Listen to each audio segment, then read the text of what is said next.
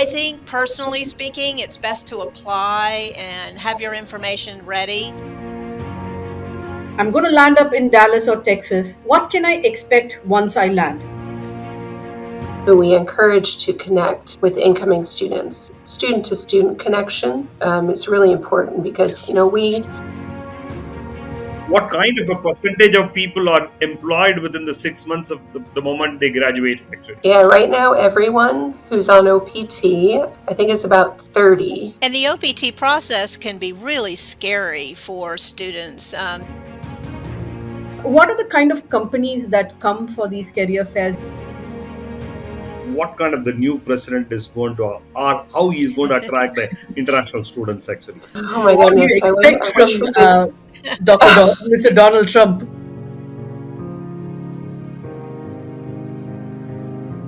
Yeah. A slightly general question here, Sarah. What do professors actually look for when they are looking at a student for a research or a teaching assistantship? What are the characteristics or what are the qualities that they should have that helps them, land the job? Well, as you can imagine, grades factor into this, but they also look at a CV to see what kind of job history they have. They look at the quality of the references that the students are submitting. There's just lots of ways that a student can put their best foot forward when they're to be considered. And I think reaching out to the program's a really good idea. I always say, you know, I think personally speaking, it's best to apply and have your information ready before you reach out to the professors, although you can in advance if you like. But it's nice to have some information that the professor can look at up front. And then, of course, after the admission process, it just depends what program it is. Some programs are going to automatically invite you to apply. Other programs, there's an application process. It just depends. It's easy though. Yeah. Okay, that's great. Then another question which just pops up here. See, you said like about roughly about 10,000 students, I mean, in the university, whereas the city population is only about 30,000. That means majority of the students either look for an accommodation at the university or just outside the university. Am I right? Yeah, both. We have usually for the first 2 years for Okay. undergraduate students, they should live on campus. Oh, that's good. Yeah, so that's easy to find. I think we have about a dozen different residence halls on campus. So they just apply directly, reserve their rooms, and have accommodation on campus for the first 2 years. That's But we have directly adjacent to the university many apartment complexes okay. where students can get a single room, get a room with a friend. They have different setups where you might have four individual bedrooms in a common area.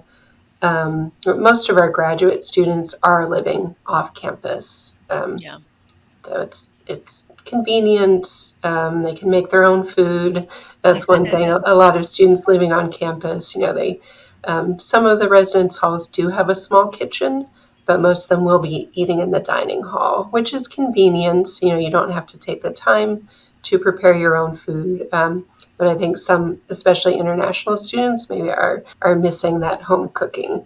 So Yeah. they like to have an apartment where they can cook for themselves. I That's would good. add to that a lot of the housing is within walking distance, Yes. which is Yeah. really important for international students. In these larger Exactly. cities, they set their universities back from housing. So Yeah. there's not good transportation, a lot of it for these universities. And so to be able to walk, and also I can say from having been born here and lived in Dallas and in Austin at certain points in my life, that the affordability factor is huge. Find Yeah. me an apartment in Austin, Texas right now that is under $2,500 a month. And we're talking more like $700 a month or, 800, and that's by yourself. Yeah. So affordability is huge as well. That's so And nice. Oh, yes, those are houses. Yeah. yeah. Mhm. One question I would like to ask is that we have a lot of students who come to us and say, I've applied, I've got my offer, I've applied for my visa, I've got my visa, I've got my ticket in hand. I'm going to land up in Dallas or Texas. What can I expect once I land?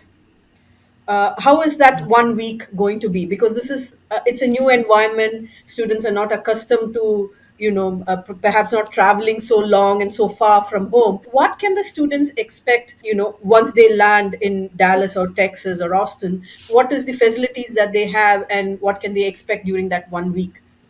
Sure. So they'll probably be really exhausted that first week with their long travel time and time change and just all the excitement of everything.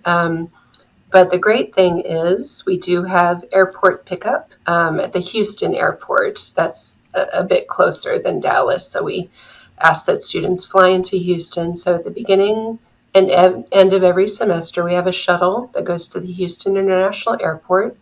So that's the nice thing, that they'll be picked up by someone that they have been communicating with. We'll know who they are. We'll bring them back to campus, get them into their accommodation, whether they're living in an apartment or on campus. So we'll make sure that they arrive on campus safely, because we are a ways from the airport, about 2 hours and 15 minutes. So that's a long journey to make on your own. So we'll get them back here. Usually the next day, they'll come into the international office. We'll get them checked in. We'll usually do a shopping shuttle so they can get those necessities that they need for the first week or so. We have orientation session with our office, and we invite in current students. So that's really important too. We have our international ambassadors who are current students who we encourage to connect with incoming students. And as soon as a student is accepted, or even when they just submit their application, we offer, for them to connect with our ambassadors so they can ask those questions about completing their application, about applying for a visa, about getting accommodation. So that student to student connection is really important, because we, as administrators, we try to connect with the students, but obviously we don't have the same experience Yeah, as our international students. very true. So we want to make sure they get information at the student level as well. That's right. Um, so we try to do as much as we can just to help them get comfortable those first few days, make sure they have the information that they need. They can have a campus tour, make sure that they're registered for their classes, find out where their classrooms are, and just have all the campus resources that they need during that first week so they can be ready for that first day of class. So we know it's a big transition. There's a We lot to understand. do. See, now I have a question here actually. Say, like, because their life is going to be in that city actually. So, what kind of, I mean, like, to spend the extra hours other than the university timing actually? Is there any clubs, or is there any entertainment for our students to?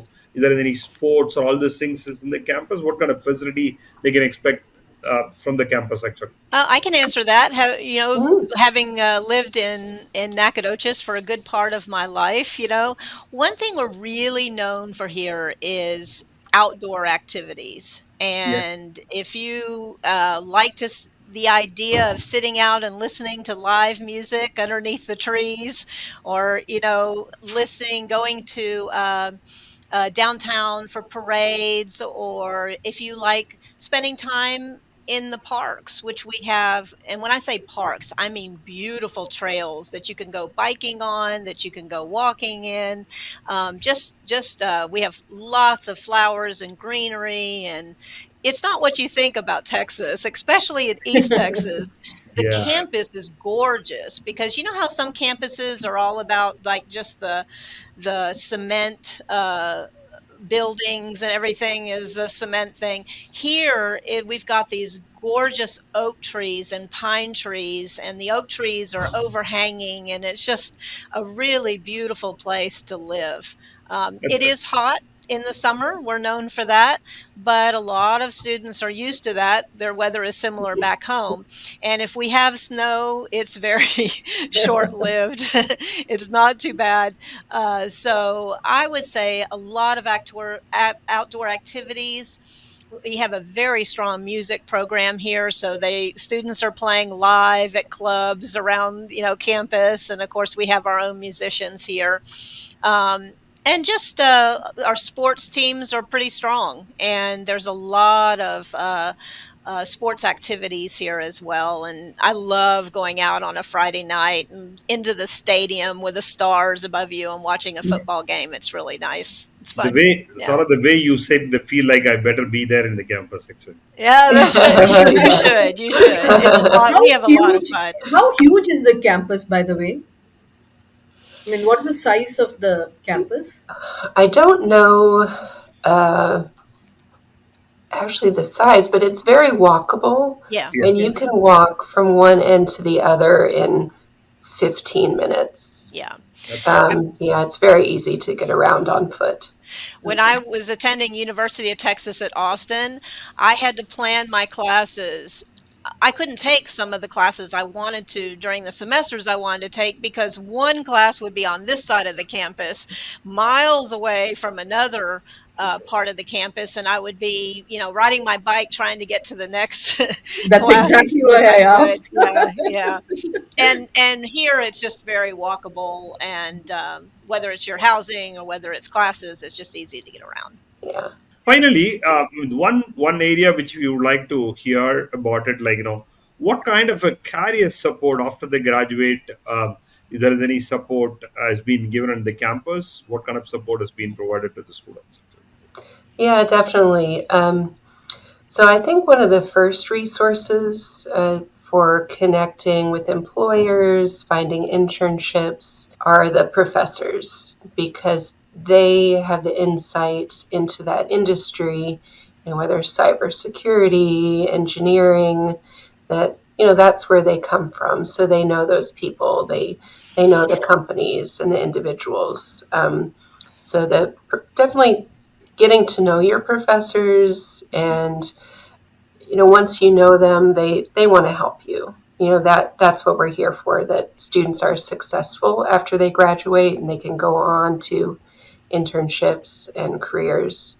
But then we also have a center for career and professional development, Okay. and students from their first year, they can start meeting with them to understand, how do you create a resume or CV that's um, the American type, because Yeah. they're different. So Very they, if they want to get a job in the U.S., they're kind of teaching them what they need to know from an American employer's perspective. Yeah. very So they can work with them on resume development. They have mock interviews. They have career fairs, several career fairs every semester where companies are coming on campus. They have internship fairs, which international students can have internships while they study. They just have to make sure that they're getting class credit for the experience. But once we approve that, they can work off campus in an internship, get class credit, and get experience, and sometimes get paid for that experience. Hmm. very much. So I think working with their professors, working with the Center for Career and Professional Development, putting those together is going to improve that student's chances at getting a job after graduation, to have Hmm. a really strong um, output after that. Yeah. That's good. We should So mention too that everyone, sorry for interrupting, we should mention too that every one of our OPT students right now has a job. that's a great next question. I wanted to ask you what kind of a Yeah. Yes. percentage of people are employed within the 6 months of the Hmm. moment they graduated, actually. Hmm. Yeah, right now, everyone who's on OPT, which I think is about 30 of our recent graduates, they're all working, in their areas of study.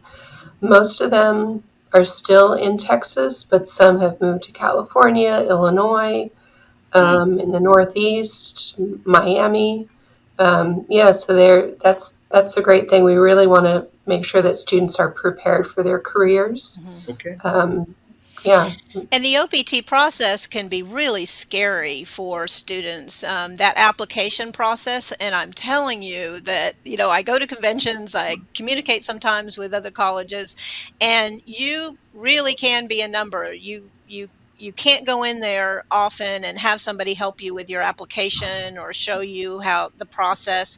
And we are on a walk-in basis or a short appointment basis so that you can come in and we'll help you with that application step by step. Make That's sure it's correct so it doesn't get rejected. yeah.